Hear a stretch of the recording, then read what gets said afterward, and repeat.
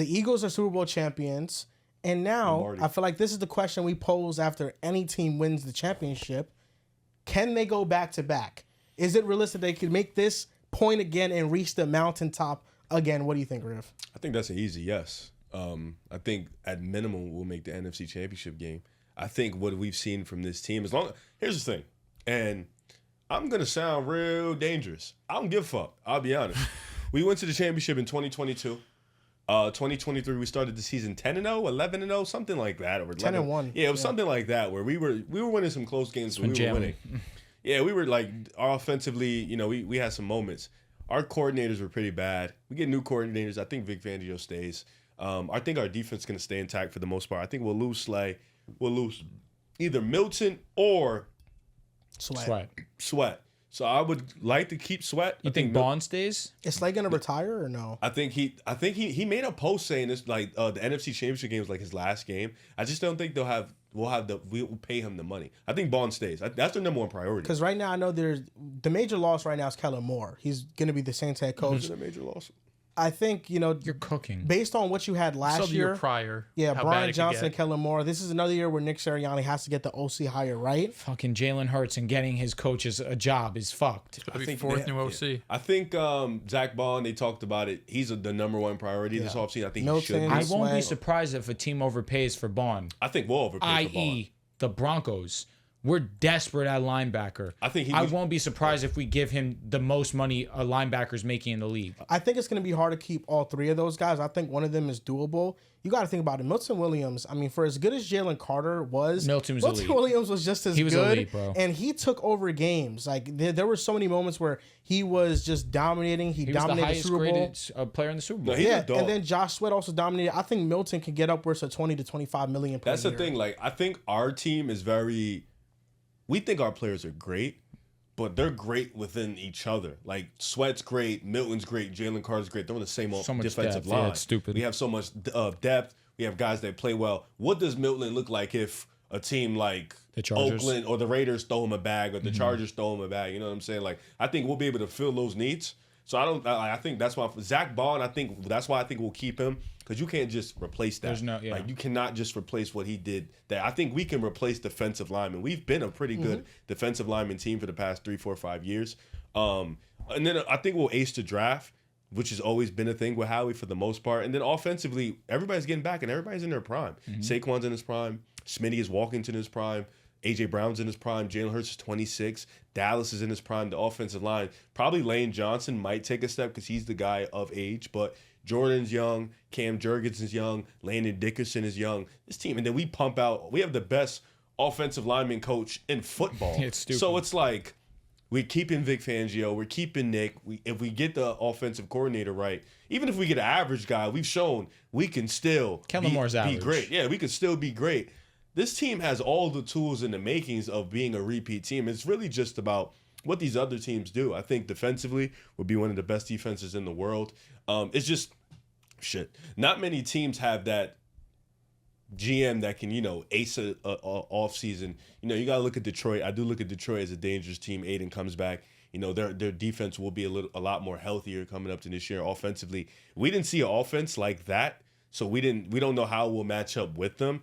But I'm looking at a team like Green Bay, unless they make a splash at getting a guy like Myles Garrett or getting a high-end wide receiver, I'm good off them. Like, I think we can still beat them. I'm looking at a team at Washington. I think they're still a year away from being that legit team. Depending on what they do in the offseason, they break out and get a guy like that. And I think we're in play for guys like Miles. We're in play for guys like Michael Parsons. We're in play for guys like Abdul Carter in the draft. They're not trading Michael Parsons. Abdul Carter. Listen, we have so much. Like, Abdul Carter's been yapping. That's why it's in his ear. Don't listen. Don't. I sleep, understand. Don't sleep. But listen, I for think Myles delusional Garrett, about it. Top 3 lock. Myles Garrett is the guy. Myles who I Garrett's think possible. It's Yeah, yeah. reasonable. That's attainable. It's possible. We can get. Abdul we get Carter, him. shut it down. know. Micah's not happy. I don't think think Michael Myles Garrett they will don't pay him, happen though. just because the Eagles' strategy is drafting and develop and having an abundance of draft picks, so you have more darts to throw it on the board.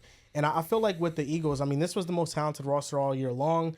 They're stacked from top to bottom. They have, it's an amazing team. It's one of the, I think like after winning the Super Bowl, we can get into the conversation of where this roster ranks in terms of just pure construction. It's one of the best rosters in the last decade. Like, it's really that talented from top to bottom. And Milton Williams, I do think that, it helps playing next to Jalen Carter. I think he's a fantastic player on his own, and he's going to go to another team and probably make a big impact. Josh Sweat was really good this year. He took a big leap as well. But the defensive line has some replacements, right? Ajomo is a serviceable replacement. Jalix Hunt had a lot of plays where he made impact plays. Say his name. And you look at the Huff? No? Bryce Huff, no. Oh, he can go. Maybe next year. Nakobe Dean had a down year. Scratch? Yeah. Him and Bradbury was on goodness. the sideline eating chips and just enjoying my the Super goodness, Bowl. man. Sounds awesome. No, it sounds amazing. But you look at the Eagles, they have 2 second-round picks. They have the first rounder and they have a third rounder. You already know the Eagles, their first pick in the draft, if they lose Milton Williams or Josh Sweat, is going to be defensive lineman or edge. And this is one of those draft classes that it is on a position where there's going to be a ton of talented players at that position. And this isn't one of those drafts where there's blue chip prospects at the top. This is one of those drafts where it's better to have more picks towards the back half, because the depth of this draft is really where it shines. So they'll be able to draft an edge, an interior defensive lineman. They'll be able to draft maybe another guard to, shore up their offensive line even better. Howard Roseman is great at drafting. So this is really just one of the most talented teams in football right now. And you have Quinyon and Cooper getting another year of improvement. Rookie deals. Yeah, and they're all pro level Jalen players. Carter getting better. Still on a Nolan rookie Smith, deal. Nakobe Still Dean. rookie Yeah, deals. and that's why I think you have Howie Roseman. Goodness. You have Jalen Carter, you have Nolan Smith. Those are the 2 guys that you build around on the defensive line for the foreseeable future. You add some depth pieces. I think the smartest thing to do is pay Zach Bond, not just because he's the best defensive player amongst the people I named, but because a linebacker is a position that it costs less to pay than defensive line. Fred Warner is the highest paid linebacker. He's making $19 million per year. And as good of a season as Zach Bond had this year, He's not I Fred. don't think he's instantly going to command $19 million. They could reasonably get him maybe at $12 to $15 million per year. No, all pro, won a Super Bowl. 15. He might He might get 14. He 15. might be close to Fred. I don't think he'll get Fred money, but he'll get close. Yeah, that's why I could see $15 million, but that's If he's making 19, Yeah. right? 15. I can see 15. 1 year of production at that position. pro. First yeah, 2 but it's seasons- 1 first year. two- First team all pro. First 2 years. Yeah, but I don't front-loaded. think any other team is going to be like, okay, off of 1 year of production, we're going to pay you $19 The Broncos, million. I'm telling you, would overpay. don't We would think- I overpay. don't know. I don't think he'd go there. We're building something cute. We have. You got me serious real quick. We I built don't- a yeah. championship. Of course, but if But if it takes 20 mil you- to pay Zach that's what I'm Bond, I'm like, saying. do you want to pay Zach Bond? He's great. 20 mil, like. The that's Eagles team have about construction 24, supply. 25 kind of like million our cap only space. need on defense. Yeah. But I I think, would- how do we get off I don't Bryce think I'd Huff's pay 20. contract? It's gonna Probably be have hard. to. I mean, I don't think he got They're a gonna ton need of some guaranteed money, if I remember correctly, because he only got like 50 mil, so probably like half Yeah, of his the guaranteed. Eagles have 2 second-round picks. One of the second-round picks is from the Chris Olave trade they made with the Saints. And the Saints being a bad team this year, that's going to be a pretty high second-round pick. So they're going to be able to get a player in the back half of the first round and a player closer to the top of the second round. They have a lot of avenues to keep on improving this football team. And really, to me, it's not about the Eagles. It's more so about the teams around them. What are they going to do to get better, to compete with them? Wait, so the Eagles traded back in that draft? You're not getting off of Bryce Huff. Yeah, Chris has to get Olave, better. the Saints traded up for Chris need him Olave. to with lock And then the Eagles traded away that first round pick for AJ Brown. Probably. He needs to lock in. I believe so, yeah. Interesting. Waste of space. Interesting. We could look. I could look at the. You guys could go, but I could re-look I mean, at the Eagles trade. roster is just so loaded with not just talent but young talent. Like when you look at the guys on this team that are over 30 who like actually were contributing to this team, like the one that really sticks out is Swain. Lane Johnson, who's 34 years old, and we've seen tackles be able to play into their 30s, into their late wow. 30s at times. Okay, so this trade is pretty crazy. The Saints from this Eagles Saints trade got Chris Olave, Trevor Penning, and Jordan Jackson. The Eagles got AJ Brown, Jalen Carter, and a 2024 second round pick. Christ. He won. What's crazy is, I'm not trying to take anything away from Howard because I think he's the best GM in the sport, but so many of his picks are just like top consensus, like the number 1 or 2 guy on the board that all of these other GMs think that they know so much more than everybody else, and they reach like 30 picks that consensus think it's otherwise. And just like, no, like take Jalen Carter, take Nolan Smith, take all the fucking Georgia Bulldogs you can. The Jalen Carter one, It fell into their lap. It did. But Nolan Smith, that was an amazing pick. it was the end of the first round. That took a while though, because last year he was getting shitted on. You're right. Yeah, Jalen Carter in that draft was the best defensive player of the draft. He was a top 3 talent. All the Georgia guys last year were getting shitted. And when he got drafted at 9 or whatever it was, we're like, oh, the Eagles just won the draft again. But the talent is crazy. The young talent is crazy. We were just listening off all of these guys on rookie contracts, right? Like Quinyon Cooper, bro. Carter. I mean, it's crazy the roster that Howie's been able to build. And of course, like he brings in some pieces in free agency and in through trade like AJ Brown. But I mean, so many of these guys, just if you look at the year-over-year turnover, adding Vic Fangio was huge. But I mean, you're talking about 2 rookies in the secondary that typically secondary players, especially cornerback, it's a hard position to year 1 come in and be able to produce right away. Zach Bond had been a special teams guy for the majority of his career. He signs like a league minimum contract. And then Milt Williams, who's a 3rd round pick in 2021, who's on a contract year, is betting on himself and has this breakout year. And now he's probably going to get $20 million annually on the open market. So all of the pieces that they've had, the only thing that's stopping them, in my opinion, are 2 things. One is just injuries, right? Like we saw this past year with the 49ers. 2 years ago, one of the best defenses in football. A year later, they just have a plethora of injuries, and now all of a sudden they can't stop anybody. And then just really nailing the offensive coordinator. I think what we have seen over these last 3 years is if you get a top upper echelon offensive coordinator, Jalen Hurts could be the MVP. If you get a bottom tier offensive coordinator, you'll make the playoffs. You won't make a Super Bowl, but you'll make the playoffs. If you get an average offensive coordinator, you can win the Super Bowl. Of course, the defense this year was so much better than last year in the last couple of seasons,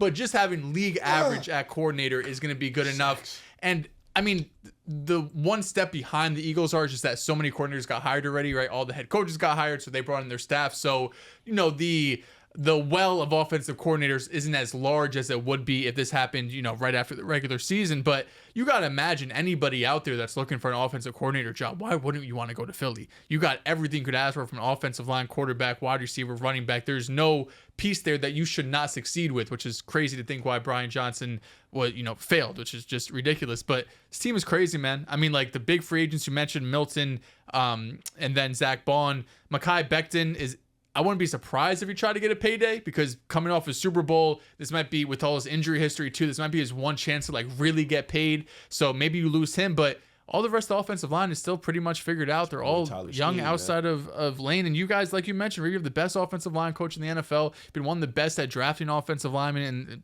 everybody for that, every position group for that matter. So out of all the teams that have repeated or have won Super Bowls, they have as good of a chance, if not better than anybody that's come before them. And I think Vic Fangio was the biggest move, because last year, we talked about it, the Georgia boys was getting shit on. You know, Jalen Carter started the year hot, finished the year kind of slowed down. You know, Nakobe Dean, Nolan Smith, they were getting shit on. The secondary was getting obliterated all last year. And granted, Cooper and Quinyon wasn't there, but Reed Blankenship was there. Darius Slay was there. You know, and then bringing Chauncey back, kind of after having, you know, a bit of this offseason, kind of getting that knock for, can he be your safety? You know, is he still really good? You know, I believe coming off an injury. Yeah, coming off an injury. So it's like you had all these doubts, and then the defensive linemen kind of, after like week 10, just died down. Like they couldn't get pressure. They couldn't get sacks anymore.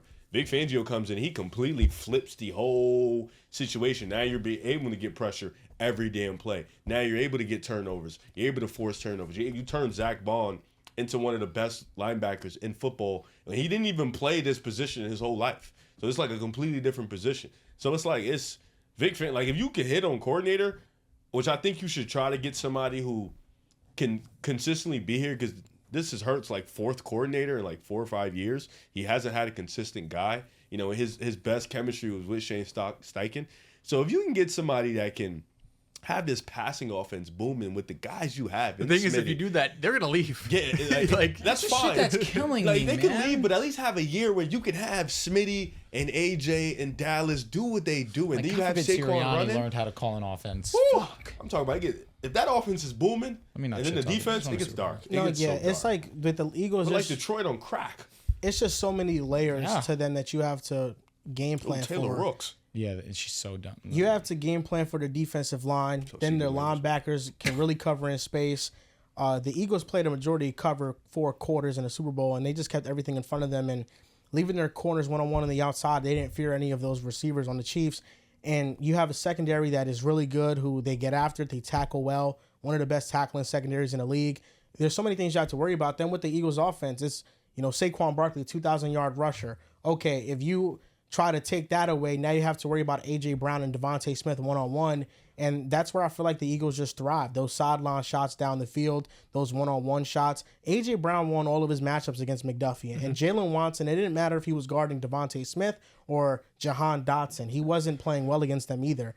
So when you have a running back that commands that much attention, and then you have these receivers on the outside that are getting these matchups and favorable looks, it's really just hard to game plan around them. You have to have an equally as talented roster to match up with them schematically. And imagine they hit on just like an average wide receiver 3 one of these years. We need one.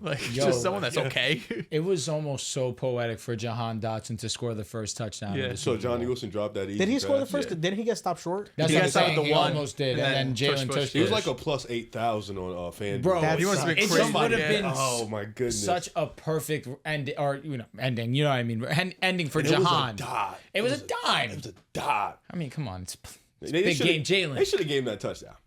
They should have gave him that touchdown. Well, I wasn't You're mad. short. Come on, like we knew what was coming after that. Do you think they ban it? They can't. They It shouldn't. doesn't work for everybody. I think it's fair. They have an offensive line that's able to execute it. You're jealous. Ban it?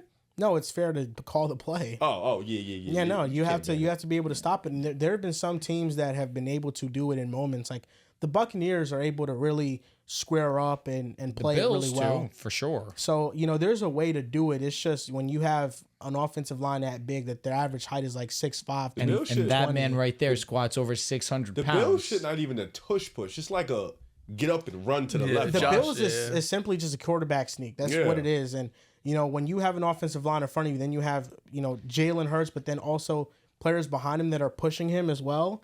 That's a lot of force that you have to combat. So I don't know. I The don't rule they know. got to change is the fucking onside kick, man. If they got to change anything, that shit sucks. It has to be the fourth quarter. You have to tell the opposing team about it. You got basically no chance to do it because there's no running start. They got to change that before they change Why don't anything. they just do 4th and 10? Like one down, you get 10 yards. I think it's got to be like 4th and like 20. It's got to be hard. You get a whole new possession just to get one first down. You know what I mean? Yes, okay. But getting 10 yards in one play is hard. Cook. But it depends on the defense you're playing. Dude, if I'm the Bills, I'm the Ravens, I'm doing it every fucking time. 4th and Facts. 10? You kidding me? Like, But it's one play.